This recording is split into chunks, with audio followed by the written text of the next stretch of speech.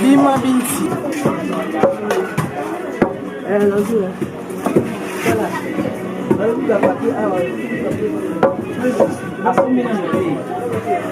Bima Binti.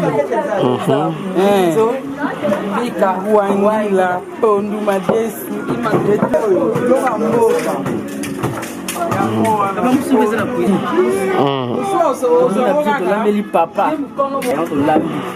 Donc papa, donc beaucoup plus pour deux ans pour notre papa, tout pour notre maison.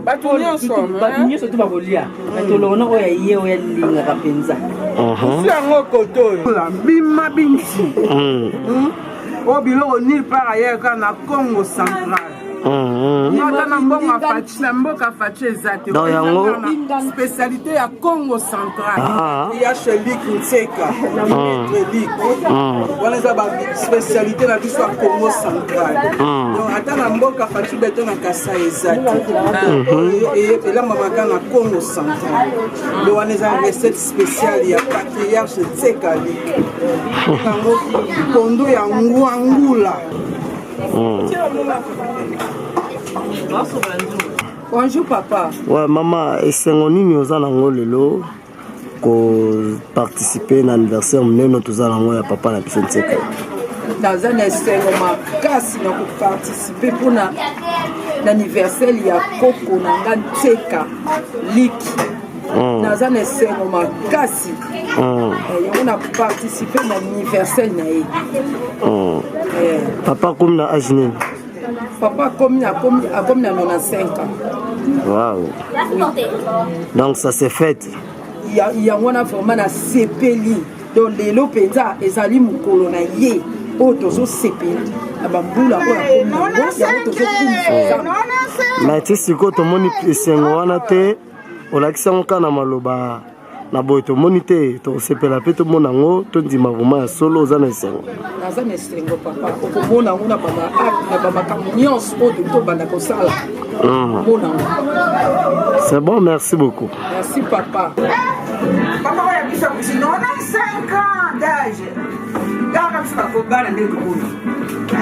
Papa ko lando. Papa ko. Eh maman, bon c'est bien. Non c'est bien. Tant de validé. Ouais, d'aller à Vango. Vango. Ma Vango pour l'accès on en terre. Vango. Là on met la oil. Là on met la fer oil. Comment vous se platez? Non, c'est la congélateur aux armes. Mais ça va, c'est la congélateur. Parce que quand vous faites quand vous avez un gars, non, dans 5 ans, il n'y a pas de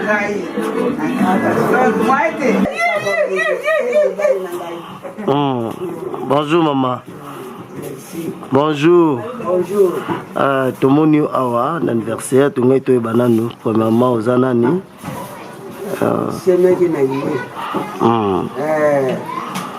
Il y a un allié, je suis au bal, dans le palais. Il y a Moutima.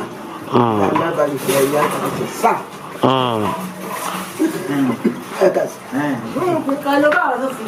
C'est quoi? C'est ça. Moi, je suis allié, il y a ça à Tika. Mais tu sais qu'on peut te monter et sengo aux olobaka na malobate. Est-ce qu'on peut manifester les bisongo te comprendre pena qui tina pourquoi aux alamabea. Tous les langues na pourquoi tout ce qu'on. Na kusefi la ko.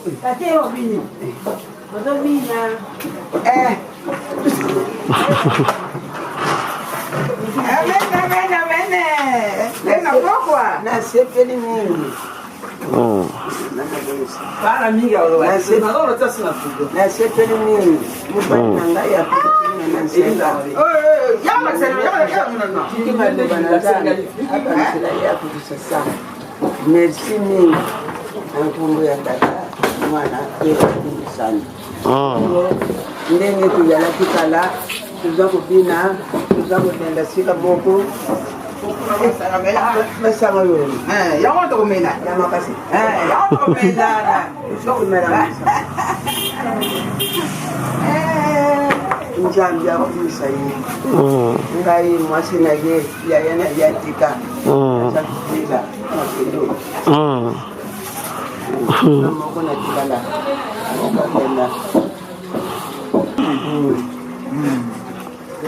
elimene mutayena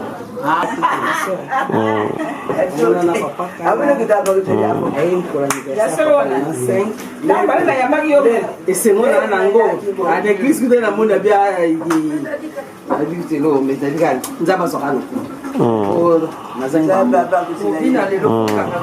lelo moi bonne ya bona zo kanga na frigo 15 heures yo mo makama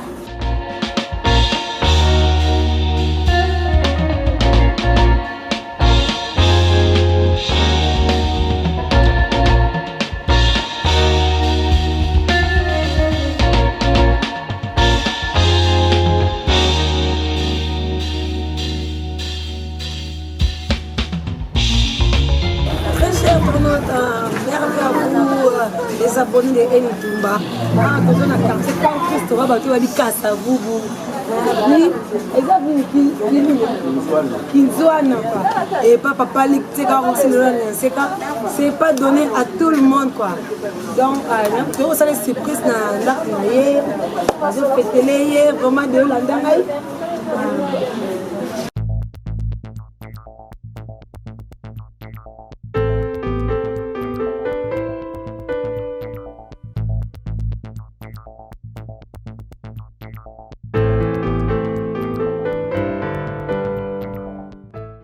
Il y a plein à manger, je vous dis.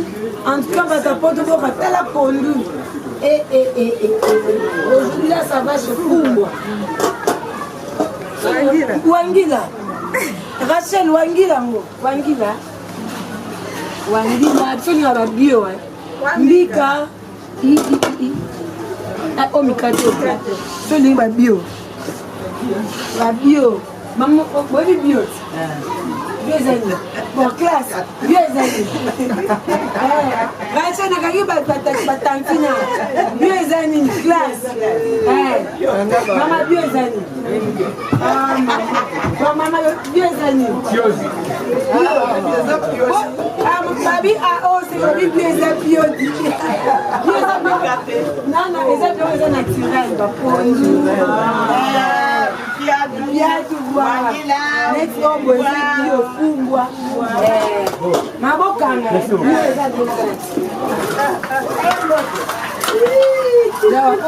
On est déjà trop bon. Papa Zana. Papa est habité. Vous allez en savoir, papa surprise. Top, top, top. Je fais. Oui, tu peux entrer. Je vais seulement goûter la voix de papa, tu sais, Kali qui n'est pas là. Hein? Je suis là. Ok. Joyeux anniversaire. Joyeux anniversaire, Papa Tcheka. Joyeux anniversaire.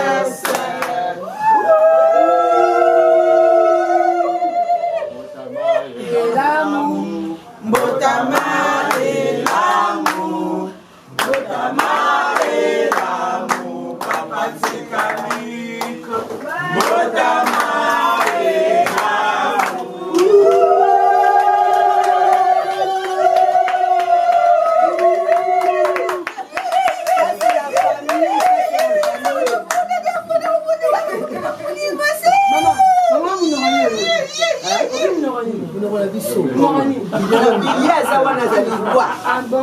azali roi batindaka ye koni na mai te so lia opema so opemi te oza ma esclave o batinda koni na mai kitandu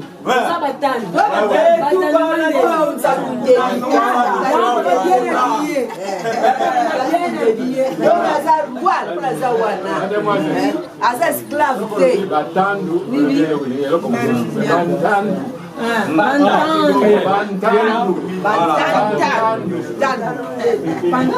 Ndafona papa moi bouger, déjà fona gunza ma na papa quelque chose. Papa on fona papa muté, est-ce secret na ezanini parce que moi papa msou na 5 ans c'est alembi. C'est secret papa lui ezanini comment na azana makasi boye. Donc papa n'a pas sorti de la balle en balle. Oh oui oui. D'abord on le moi oui. Papa il vient papa il vient.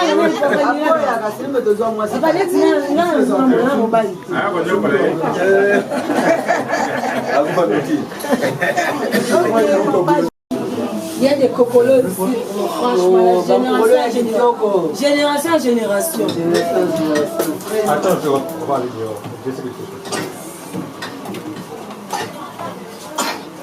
Papa, moi je vous connais pour le téléspectateur de Enitoumba. Vous vous présentez, comment vous appelez, vous avez quel âge, vous avez combien d'enfants, votre biographie, juste un... Présentez-vous d'abord. Bon. Il va sourire. Je m'appelle Nseka Luc. Né à Vonda depuis 1926 et 18 décembre. Je suis baptisé et confirmé, marié religieusement depuis 1955, mois de juillet et 12. Mais j'ai pas vu maman, où est maman? Elle n'est plus avec nous. Ah ok, c'est même le beau ça. Avec cette maman, on a trouvé la famille. On a eu 11 enfants. Oh, 11 enfants. 11 enfants.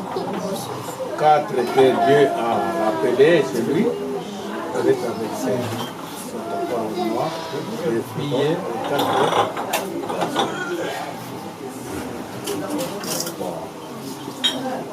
Vous avez travaillé où? Ma carrière, c'était une carrière enseignante. Je suis un enseignant, je suis assis. J'ai fait l'école normale. Et après l'école normale, je me suis engagé à l'enseignement. Ma carrière comme telle, je l'ai fait ici à Kinshasa. Tout d'abord à Sainte-Marie, qu'on appelle maintenant Notre-Dame. Après, en 1952, j'étais muté au Christ 3. Dans tout près ici? Oui, parce que j'ai resté à diriger à ce moment-là. Et l'ancien doit être près de son établissement. On m'a déplacé de Sainte-Marie. Là, j'ai travaillé.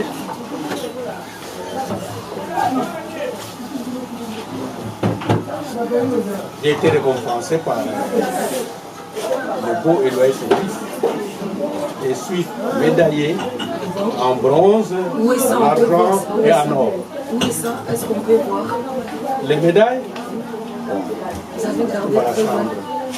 Bon, je vais vous le présenter après. Je suis dans la chambre. Au niveau de l'église, j'ai obtenu un brevet pour le mariage de 25 ans, religieux, 50 ans. Et au même niveau de l'église, j'étais moyenné pendant plus de 4 ans, 6 ans. C'est pour ça, diable. Après, j'étais moyenné. Légionnaire. Catholique. Après légionnaire, Nkumu. Donc vous êtes catholique? Je suis catholique. Ok. Pour tout cela, j'ai obtenu des brevets. J'ai encore de moi. Comme la maison était là, voilà ma biographie en bref. Papa ne va pas lire juste une petite blague comme ça. Vous avez combien d'arrière filles et filles? Vous avez combien d'arrière filles et fils? Oui. Ils sont là, hein? Ils sont là. Et qui vous voyez? Non? Ils sont à combien? dois les calculer. Je dois les compter tout d'abord. On commence par votre premier arrière-fils. Pas les fils, non, votre arrière-fils. Les arrière-fils. Les arrière-fils. Oui, première. Examen, première, mais ça peut. Yasmine, où est-il? Yasmine. Ah, Yasmine. Elle est là? Bonjour. Voilà. Donc c'est la troisième génération, non? Troisième génération. Parce que ça, Yasmine. Elle est là, où est-il? Emeraude, il arrive, il n'est pas encore là, ils sont en route. Il a fait des quais. Léo, soit arrière-fille et papa, première arrière-fille, la troisième génération, quatrième de troisième. Quatrième. Vous avez Bana, Bakoko, Bakokolo. Et le baron est qui Bakokolo. Kokololo na ye ya liboso na mwana nini papa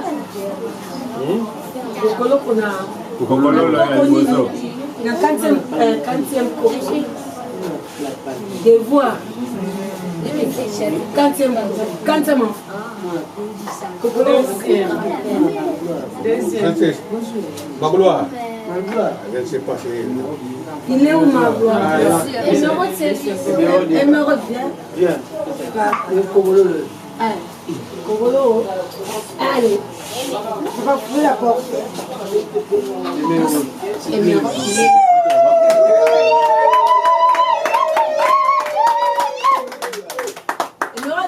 La chance est belle. La chance est belle.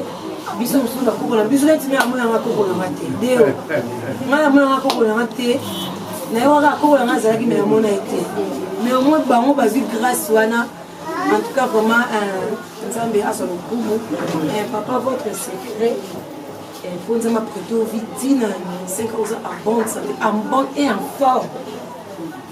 Qu'est-ce que vous avez fait dans la carrière na yo na vie na yo?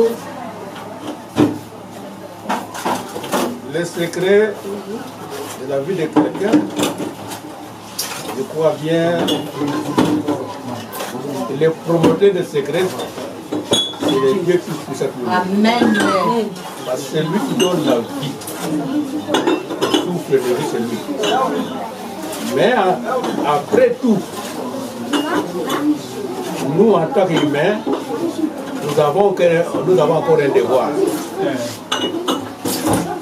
Et Dieu nous a demandé, vous devez respecter les parents pour qu'un enfant vive longtemps. Voilà. Ça, c'est Dieu qui nous a donné ça. Les parents, vous devez les vivre, les respecter comme il faut, et vous vivrez longtemps. Après tout cela, nous avons encore le devoir de pouvoir nous surveiller nous personnellement. Il ne faut pas que les boissons vous boivent. Voilà. J'ai nos autres communes, j'ai un garçon de bomber. Vaut mieux de prendre un verre d'eau, de boisson, mais que les boissons ne boivent pas. Actuellement, il y a des bombés. Voyez. Il y a des bombés pas. Non, tout cela, c'est pour casser votre vie. Là, vous me direz que c'est bon Dieu qui a fait, non, ce n'est pas bon Dieu. C'est vous, en tant qu'humain, personnellement, qui faites ça. C'est ça le secret de la vie. Vous devez vous réserver avant de faire quelque chose de ce que Dieu aime. Voilà. Ça, c'est le secret normal. Dieu nous aime, il nous a donné les choses de vie, il nous a donné encore des commandements que nous devons observer. En dehors de cela, il ne faut pas dépasser les mesures. Quand vous dépassez les mesures, vous détruisez vous-même. Voyez, voilà le secret. Ok, merci papa. Moi qui réponds à vos avis clairs. La jeune à l'élo, qui l'élo bien sambo, comment moi 22 ans bombé, bolingo ezate, poison et makasi, maladie et makasi, mais comment on n'a pas 5 ans vraiment ils ont grâce. Nous avons prêté vie parce que nous avons itina. et baki mokolo lelo tokokutana na ye donc eza hasard te komona papa moye et puis bien assis bien habillé des autres pas bien non parce que je suis de premier je suis de toi alors tu as un cadeau et un gâteau vraiment papa merci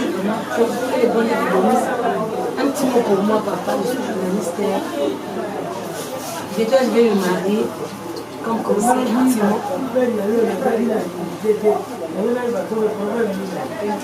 un petit mot oui un conseil un petit conseil bientôt je vais me marier comme conseil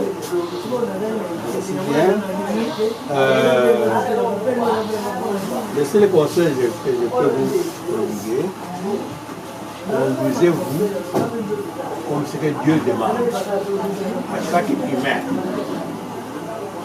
Quand vous déroutez, vous avisez. Soit soumis, quand vous êtes marié, soit soumis à votre mari. Et votre mari doit vous aimer comme il faut. C'est ça. Tu dois m'aimer comme il faut. Hein. C'est papa qui a dit ça, comme il faut.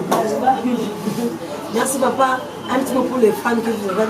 Rachel, c'est que papa est yo. Un petit mot pour Rachel, c'est qui est en Europe. Rachel, c'est un petit mot pour Rachel. Pour votre enfant. Parle avec Rachel, avec Rachel. Rachel. Rachel. Un petit mot pour Rachel. Bon. Doda. C'est votre fille, non, papa? Oui. Ils sont là, ils sont là. Oui, oui. Elle n'est pas la seule. Hein?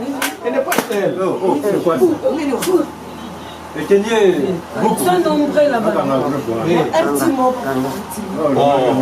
Papa est là, papa est là. Famille, tu sais, comme on va besoin de temps. Bon, conseil, oui, tu n'es pas papa. Oui, déjà. Bon, ils ont souvenir, papa, qui est la vie. Papa dit ça, ça, aux années. Un petit mot, bien. Famille, tu es là, partout, dans les mondes, partout, par-ci, par-là. Votre papa est là. Deux gros mots. Et un gros plat, pardon. Pour tous ces enfants qui sont en groupe, je voulais dire c'est la seule qui est. Je leur demande d'abord qu'ils soient unis. Qu'ils s'aiment entre eux. Aimez-vous. Aimez-vous. Qu'il soit une conseillère pour tous les. Ça là c'est pour toi Rachel Nseka.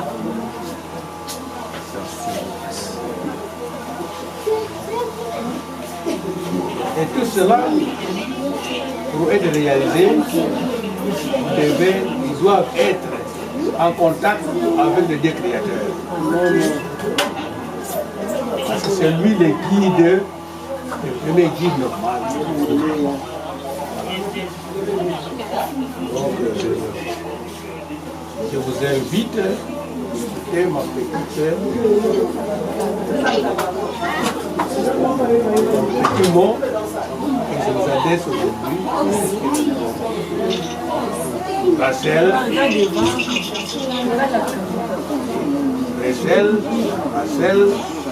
soit en contact régulier avec mon frère.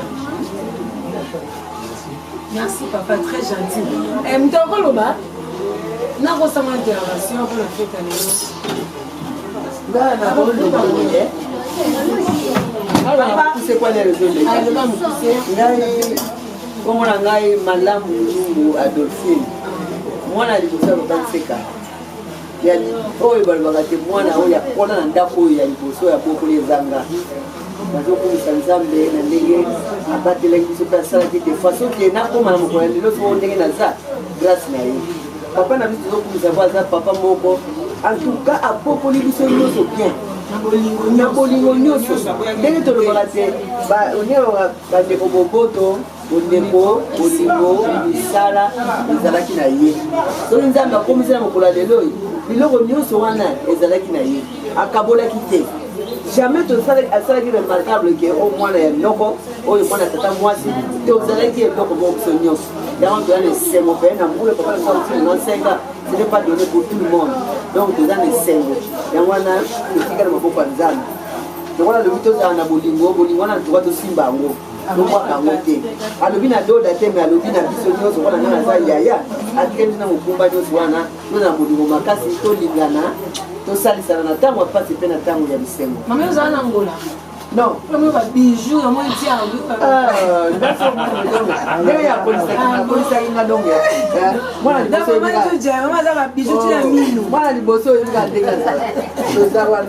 papa, merci. Nous avons la condition pour les gens. Oui, mais adoration, la haute dans la honneur, na papa, na tuba, basa la honte sikoni. Oui, ils ont été mouana lali, vous savez la fleur, vous savez les arbres na biso. Mais vous savez les lots. Ah, mais papa cadeau.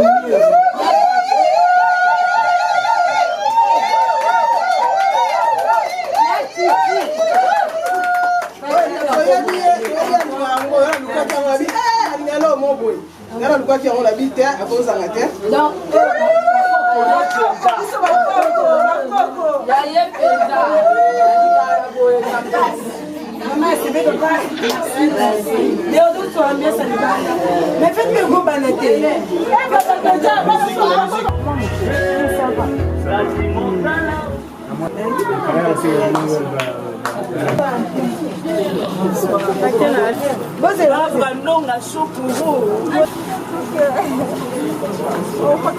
Très cher, quand on a une ambiance, il y a fait besoin d'une résidence, famille, précisément les anniversaires, papa. Et puis, pour informer, papa, il y a un coco, jour moko. Bon, moi, on est là, mais il fallait qu'on fasse un an. Mais le roi, il y a un jour, moi, il va botter mes deux. Donc, papa, roi. Joyeux, papa, il est là. Joyeux, papa. Il est là. Notre roi d'aujourd'hui, papa. Vous ne savez pas les rater.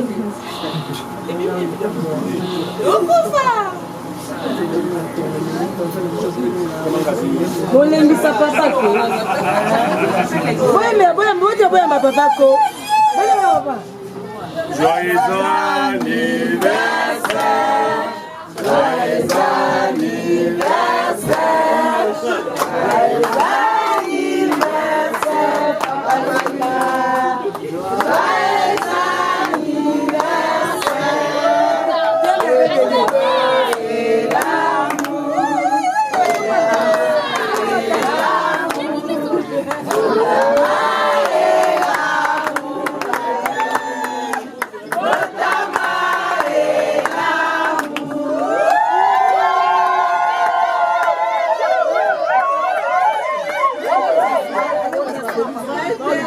Là, mon fils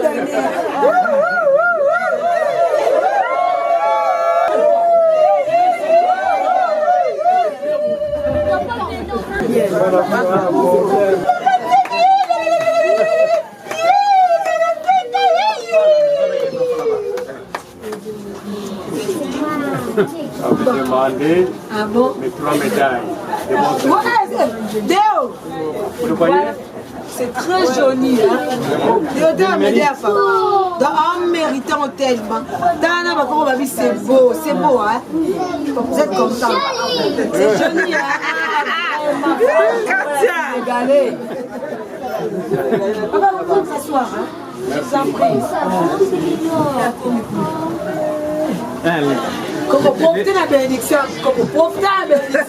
Pour honorer notre Dieu, mettez-vous debout s'il vous plaît. De la grâce qu'il a donnée à Papa Luc d'atteindre aujourd'hui 95 ans. C'était notre souhait et puis je crois que Dieu va encore lui donner encore plus. Et nous allons rendre grâce à Dieu de ces 95 ans d'âge. Et puis rendons aussi grâce à Dieu pour notre âge. Donc pour toi-même. Pour nous européens, comme nous sommes en âge comme nous, mais qu'on a fait grâce au meka au meka kolia mafuta. Il y a 70, il y a 80, il y a 90 pourquoi pas 100 ans. Amen. Donc tokangi misu pe ceux qui olingi otima maboko likolo Pour na biso bato ya église catholique tolobaka okombo ya tata pe ya mwana pele mosanto. Amen. Seigneur, merci na bolingo na yo, na grâce na yo oyo sali biso tomonisama na kati na esika oyo. Ezali par hasard te. Yo salaki ete papa Luc abotama un jour. Pe yo sali ete lelo akokisa mbula 95 ans. C'est une grâce qui n'est pas donnée à tout le monde. Amen. Merci na oyo pesiye. Tozongisi matondo epai na yo. Tozongisi lokumu epai na yo. Olobi ete dans toutes circonstances, tu vas tozongisa matondo epai na yo. Merci mon Dieu, notre Dieu. Na grâce pe opesi biso to koma na mokona lelo. Pe na grâce o kopesa biso pote mikolo ezele koye pe biso to pousa na lokola ye. Pe lokumu yawe songa sepa na yo kokolo malamu. To tiki nyonso na kati na maboko na yo. Cérémonie oyo nzambe esimba na loboko na yo. Eloko moko ya mabe elekate pa mate présence na yo eza na kati na esika oyo. Oyo nyonso tokolia yawe.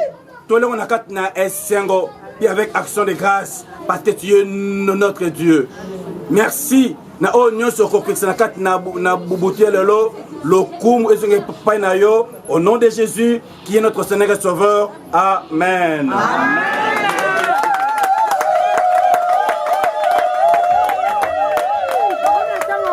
Quelqu'un de faire ya pepe na yo. Et là les sumo.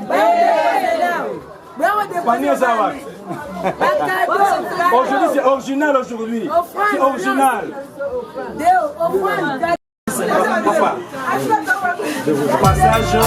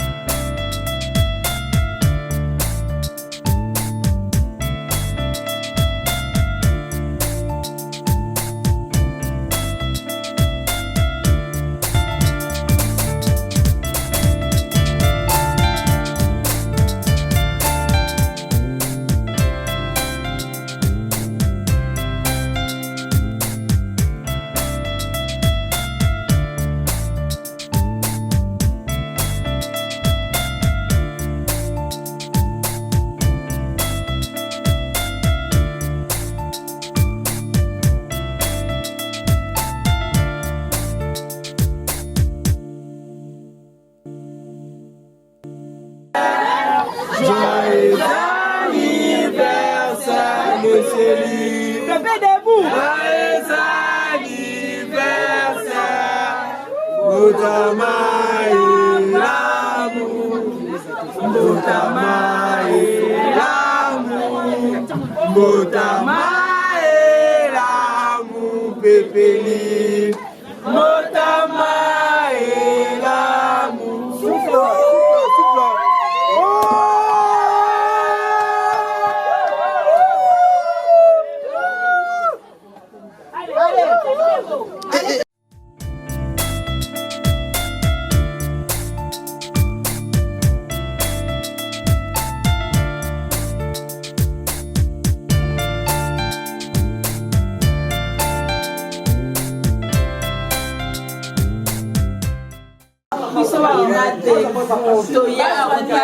Papa na biso okisi on na 5 ans toza esengo mingi baza ebele te nsambo oyo atopambola epeza bakiseesotelemata kokoazosinga bakeswana fotobandoyene balibakende nde toyawa tokidelekotokusiaka na mabele aya kozwa image oye mpona papa na biso aliki asali makambo minene nona 5 ans yango biso baoyo basusu 6 ans tozobaki tokoli me tokoli te me ye asali ya minene esengo mama Regine asali mpe asali alembaka papa na ye te nzambe asalaki bota mibali bota basi po basala makambo na mboka oyo biso baoyo tosepeli tomona mpe bana na biso mpe basalela biso ndenge basali papa misejean te papa kitoko magas.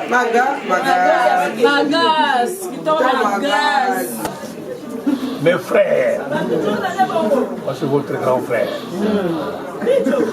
À l'occasion de mon anniversaire, voilà.